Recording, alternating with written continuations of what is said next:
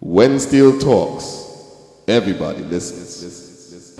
Talk a little bit about Rudolph Charles the Hammer. Oh, Rudolph Charles.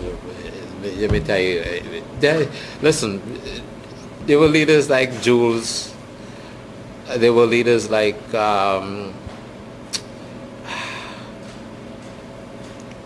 and Rudolph Charles. Well, before him,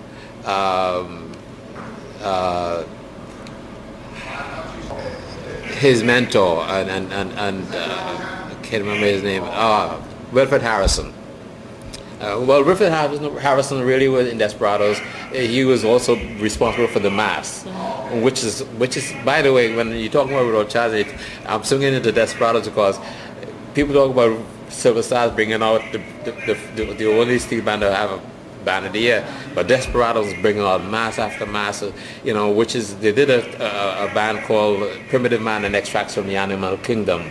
And when I saw that band, I said, oh boy, band of the year, And of course, they came third, and they wanted to come down and riot, and of course, the police went up and said, hey, you'll have your chance next year, But they were that close. But Rudolph, so when Rudolph came in, he came in early as the leader of Desperadoes, and it was a young voice. And one thing I like about Rudolph is that he didn't treat the band as if it was Despas and all stars. He said, listen, I need better tuners. And he went down on with David, Ellie Madden and Emmanuel Raleigh and other people came in and tuned his bands. And when Bertie Marshall band died, principally because a lot of the guys had migrated to the United States, and the fact that the band was so envied that they had steel band clash with other bands, and some they lost a lot of their plans, and so he went across to Desperados. So Bertie Rudolph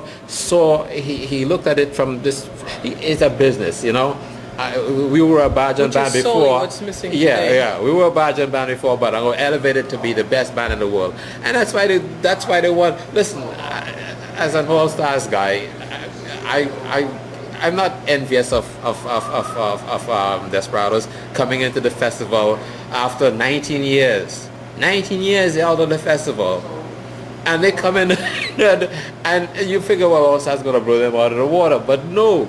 For 3 straight, well, it was biennial. So in the 6 years, they had 3 festivals, and they beat All Stars and everybody. And they stopped. And Rudolph's answer was, well, we're not getting any money out of this.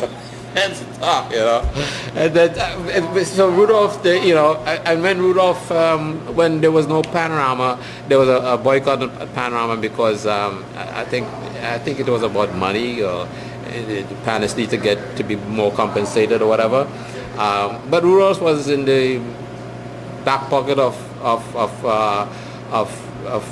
the ruling party at the time. So it's no secret he'd be down in the Eric Williams' office, and Dr. Williams would come up to the pan yard, and they had correspondence together and that type of thing. But most of it was for the betterment of Pan, period. Not for Desperadoes, and whatever Desperadoes got, the sponsorship was a key thing there, and so whatever Rudolph did, it's sort of like when he brought these yin yang pans.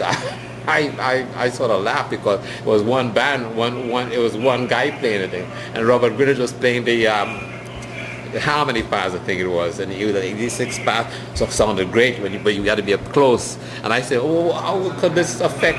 You have 100 and something, 400 and something other drums in the band. How could it? So there were some instruments. Maybe they were just testing them out, and maybe had he lived today, that's another key. Had Rudolph Charles lived today, if he were alive today, Pan would be in a different place. That's definitely. When Steel talks, everybody listens.